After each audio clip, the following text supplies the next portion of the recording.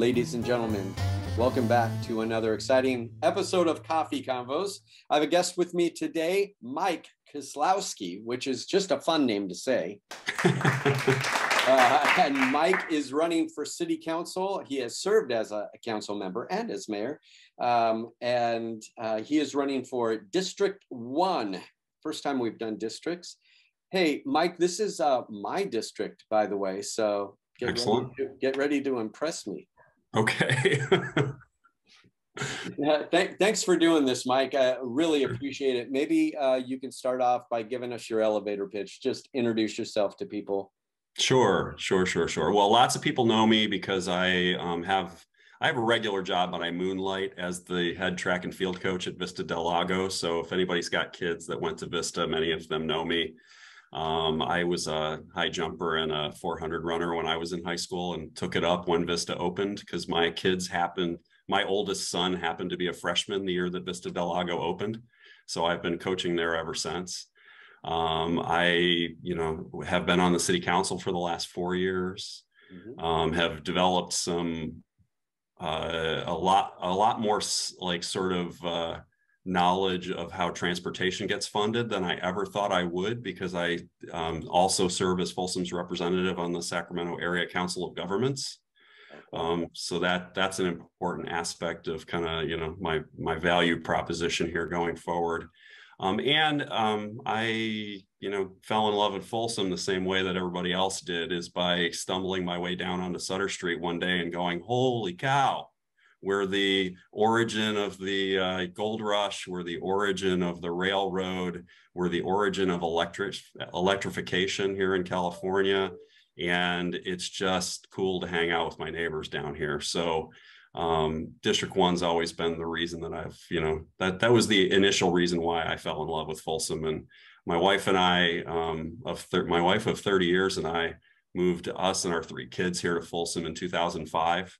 And we kind of pinch ourselves every once in a while because it was one of the most harebrained schemes at the time, but best decisions we ever made.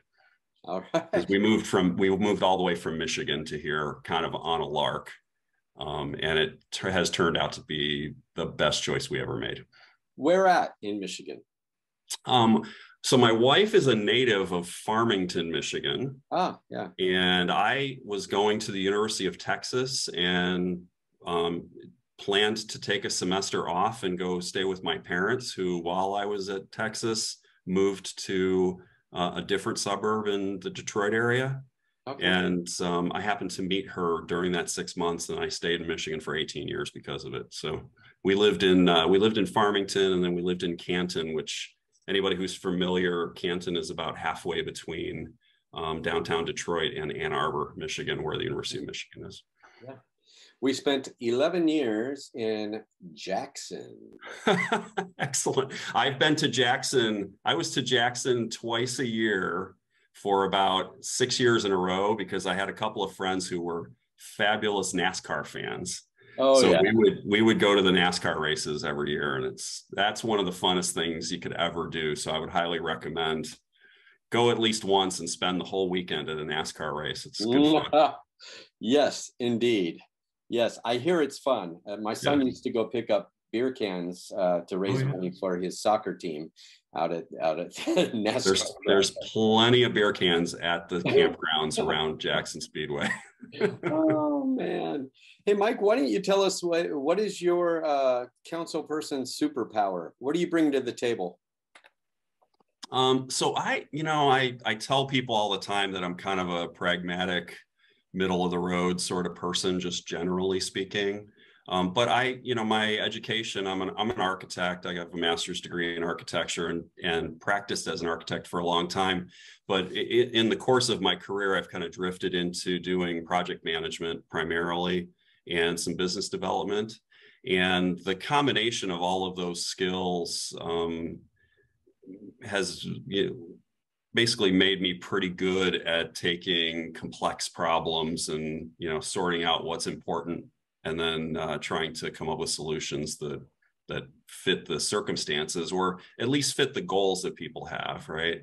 But in terms of right this minute, I kind of mentioned it in my, elevator minute.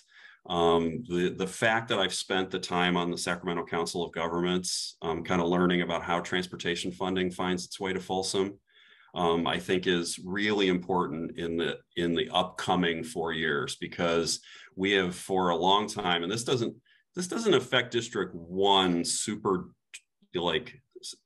exclusively, but for Folsom generally, there is what's called the Southeast Connector Project, which is a vast improvement to White Rock Road, which is our southern boundary of Folsom, that runs all the way to Elk Grove. And the funding for that and it becoming part of the Metropolitan Transportation Plan have been goals of mine and a lot of other people's for a long time. And we're right on the cusp of getting those things to happen.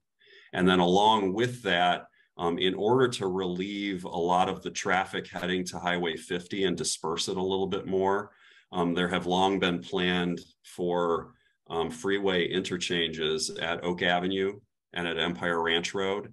And all of the money that's kind of flowing out of Washington right now to the state, we need to be able to capture that funding for those two projects.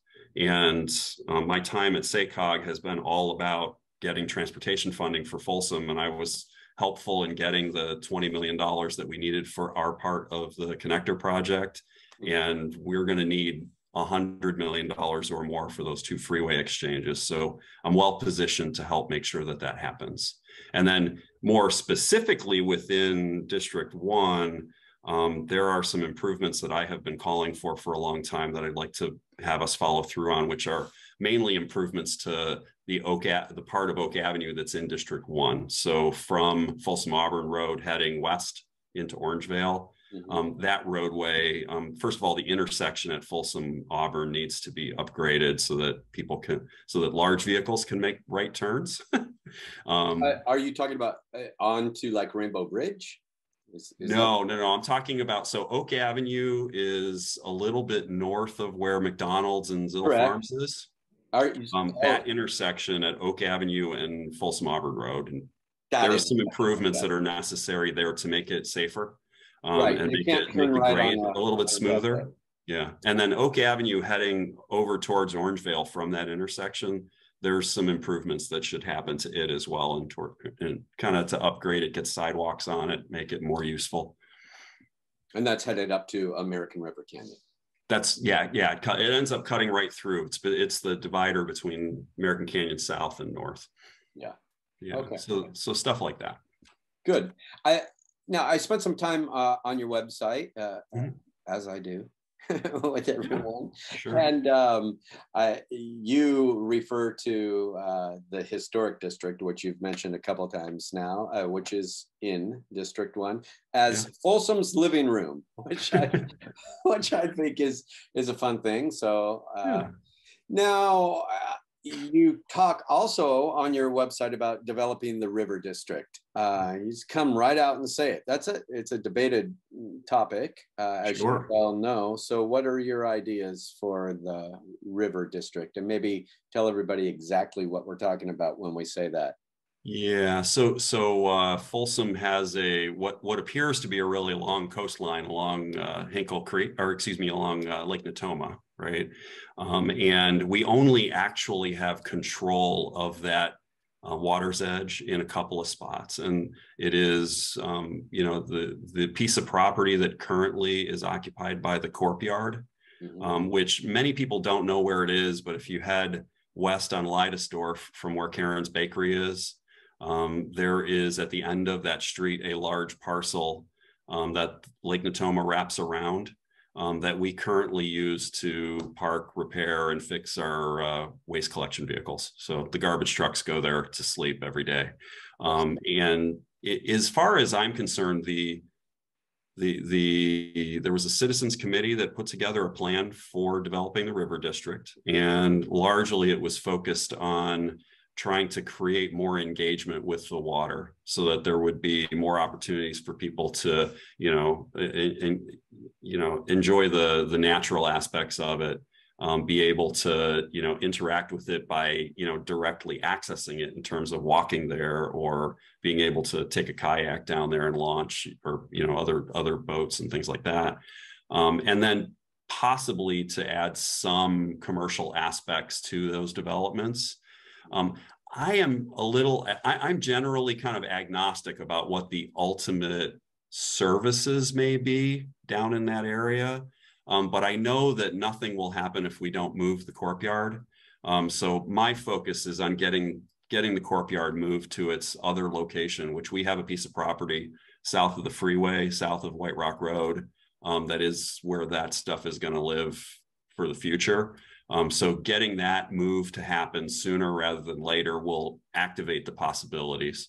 So I think that's my focus. And that gets back to me just kind of, let's get the barriers out of the way so that we can do the things that people want.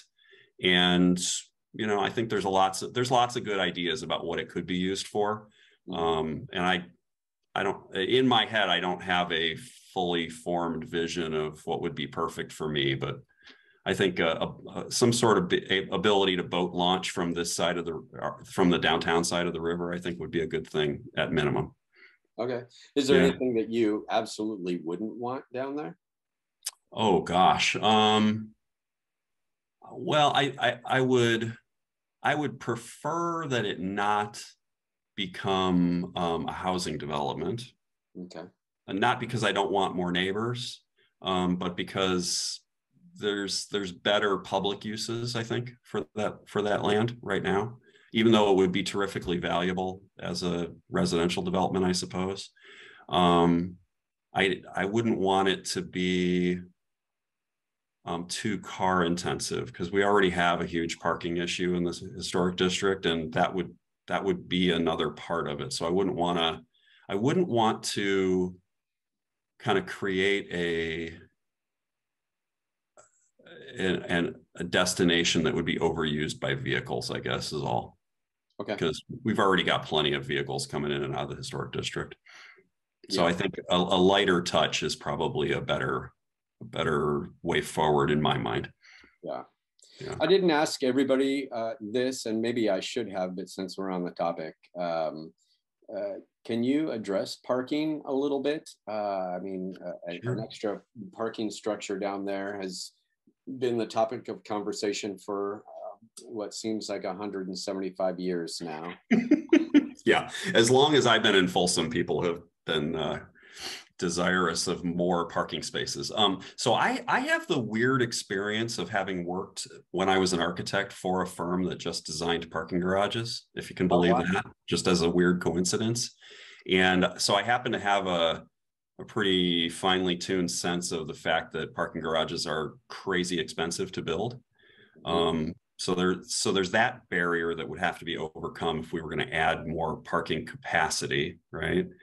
I think in the short run, we have, and this is one where people would like, I'll say what I'm going to say, and then people will look me right in the eye and say, you are out of your mind. But I like where this just looking at what our needs are hour by hour throughout the course of the week, we have a real parking capacity problem when the farmers market is going on.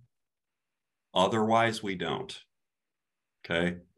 So on a weekly basis, the couple of hours and the morning on Saturday are super impacted in terms of the use of the parking garage and just generally parking down in the historic district.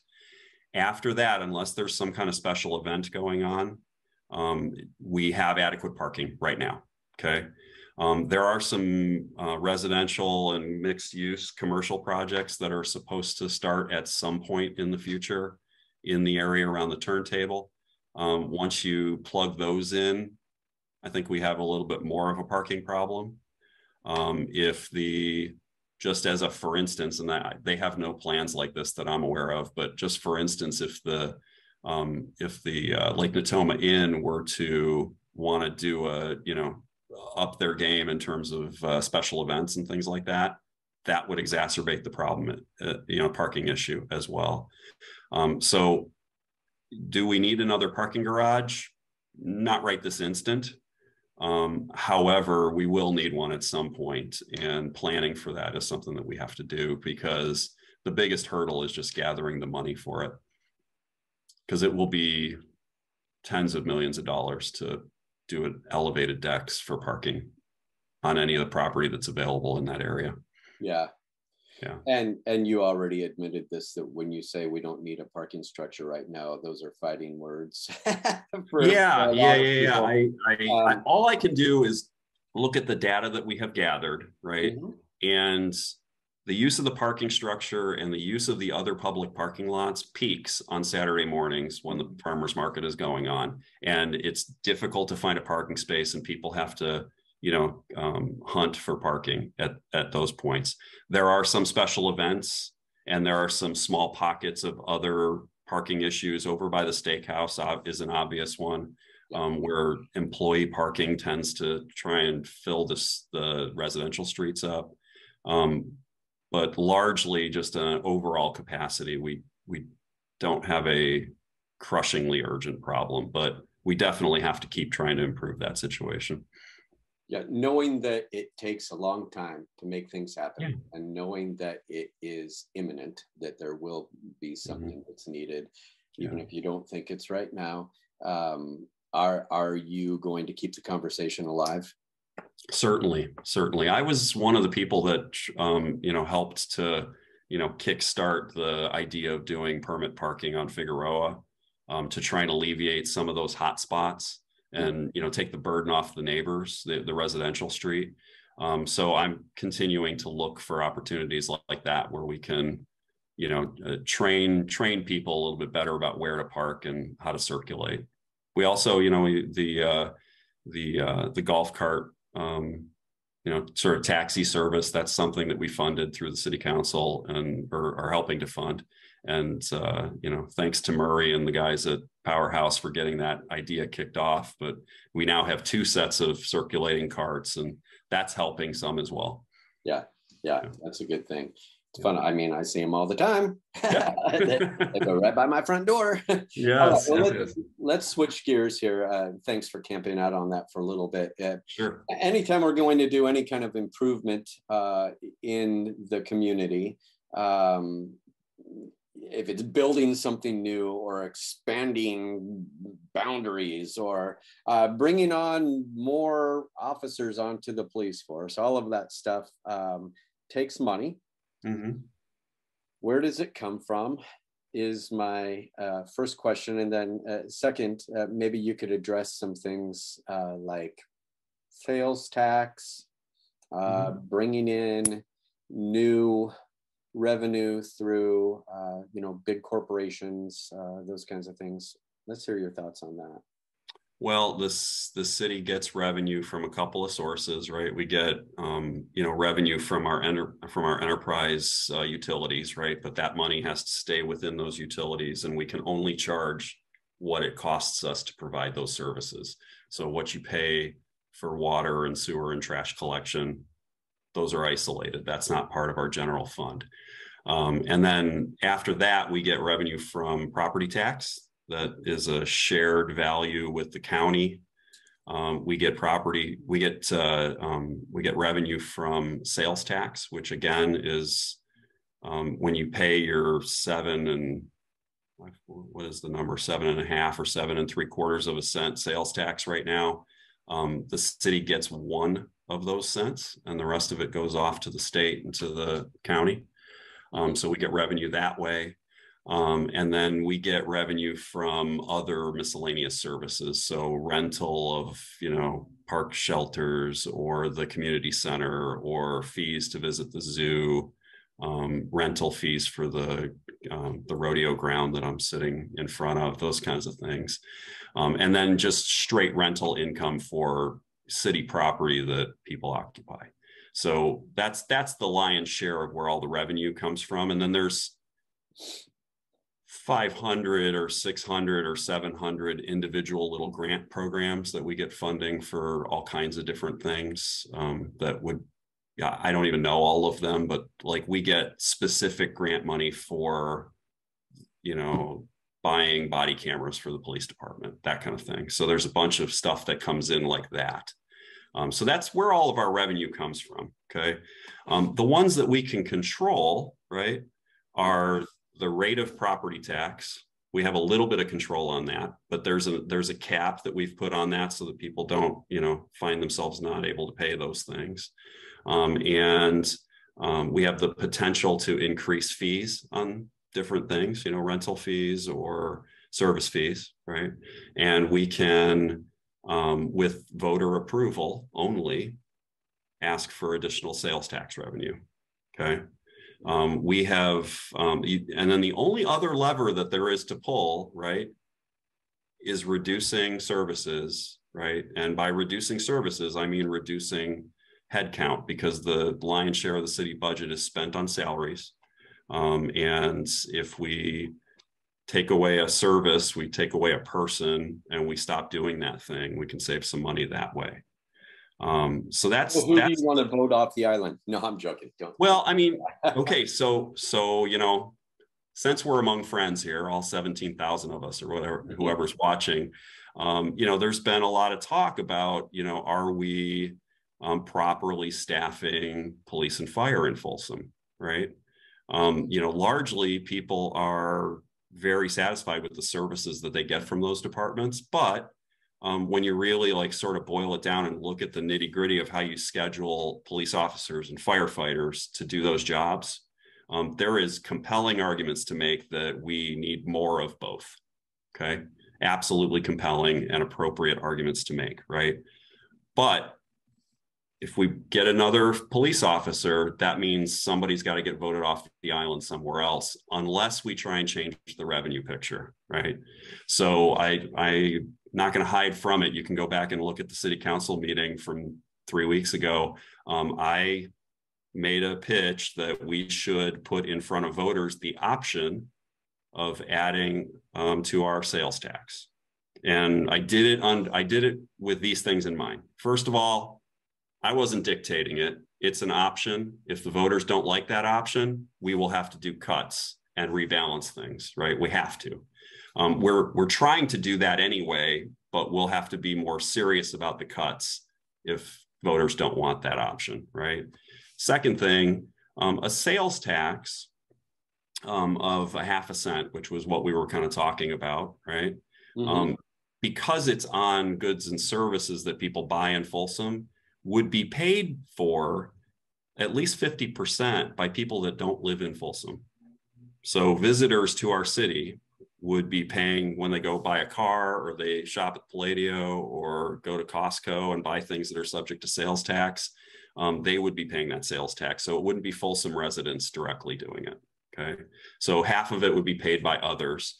And then thirdly, 0.5 cent, when you really boil down in your own personal budget how much money you spend in a year on things that are subject to sales tax, we're only talking for an average family of something between $100, maybe at the outside $200 in a given year. And that's if you're, a real hardcore shopper for shoes and things like that, So it's a relative light touch, even though I agree with everybody who says we pay too much taxes. The nature of what our choices are is pretty terrible. So we either have to try and increase revenue, or we have to reduce services in order to meet some of these other expectations that have been discussed. So it was a sales tax increase was defeated in 2018 by the voters. It was estimated that I think we were going to have $8 million extra revenue a year from that. Everybody said, no way. What's different now? Do you think, or is there anything different now? Do you think we are educated enough and positioned to say, yeah, okay, I'll throw listen, I don't want to suggest that there was something faulty about the choice to put that on the ballot in 2018. But it was done a little bit in a hurry, and the education around the why and the real impact was not broadly distributed to voters. So if you just get put in front of you the question, hey, would you like to pay more taxes? Everybody's going to vote no in Folsom. Yeah. Right. That's no question. Right. But if you have the context about what the real impact is, who's going to pay it, what it's for, then you can make an educated choice, right? And I think if you know that it's because we're trying to enhance our public safety departments, if you know that all our visitors from El Dorado Hills are going to pay half of it, right? And if you know that the total impact on you to have that benefit of the extra public safety is relatively modest, your choice might be different. So, and if we do end up putting it on the ballot at some point and it fails, we will make choices about how to redistribute things to meet the objectives that people give us, but with the understanding that you can't have everything, so. All right. Thank you. I appreciate that. Let's talk about your last 4 years. What do you think is the most significant contribution that you've made? I think a couple of things come to mind. One is specifically for District 1 is getting everybody to slow the train down on the service road that was going to get built into the Hinkle Creek nature area. It was premature and unnecessary to do it when it seemed like it was urgently needed. And we have gone for 4 years monitoring the situation there, and we're able to protect that nature area from that kind of invasive construction. So I think that's a big win. I'm really proud of the fact that I was a part of doing that. Secondarily, when I ran for council, I had 3 things kind of on my agenda. One was to make sure that we followed through on a bunch of traffic congestion improvements, mainly at Iron Point and East Bidwell, and then getting technology installed along both Folsom Auburn Road and the rest of Bidwell. And we've managed to follow through on all of that. So traffic congestion is down relative to where we were then. The development south of 50 is going to add back onto that, though. That's why we need the 2 freeway exchanges. But I feel like that was a big success. I was able to follow through on that. Second thing was having a strategy to replace the Dan Russell Arena, or to enhance the Dan Russell Arena. And I used this background picture on purpose.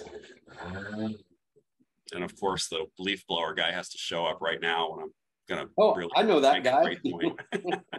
So anyway, the Dan Russell Arena was my other sort of target for improvement.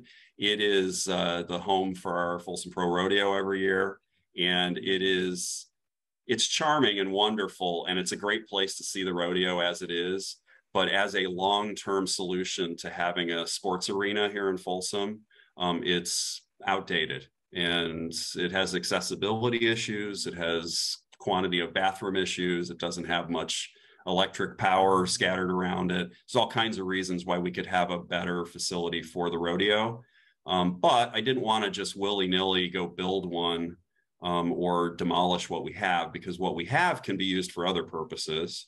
It'd be a great place to have the, under 12 soccer championships every year with a little bit of improvements, right? But we're very close. A private developer that I've been engaged with for the last 18 months, we're very close to announcing their project for south of 50, which will be a very large sports complex that that will be mostly privately financed. And can be a new home for regional sports events in Folsom, including the rodeo potentially. Including the rodeo. Yeah. And then would you work on repurposing that, or perhaps incentivizing it somehow so it gets better use throughout the year?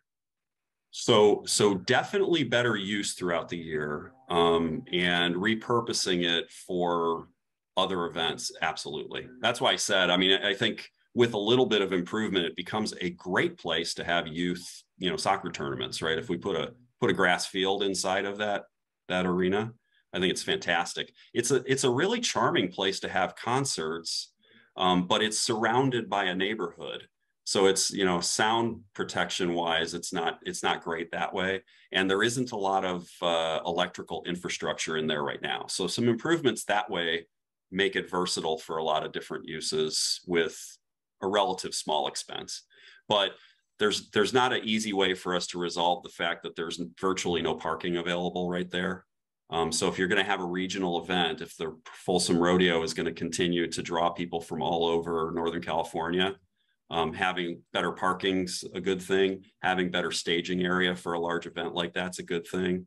And having a facility that's got good, useful purpose the rest of the year is also critical. So that's why a partnership with these developers, I think, is a way for us to go on that. And hopefully they're going to make an announcement here in about 2 weeks.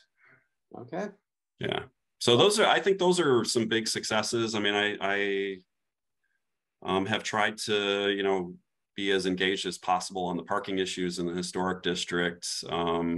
I spent some time at one of the homeowners association meetings in American Canyon South, and I have a better understanding of kind of the concerns they have over tree removal, because they have what are now a forest of redwoods that are gigantic, and taking them down is a whole chore if you ever have to take one down. So there's some stuff on the horizon that we need to pay close attention to, because trees are precious to us here in Folsom, and we need to make sure we protect them.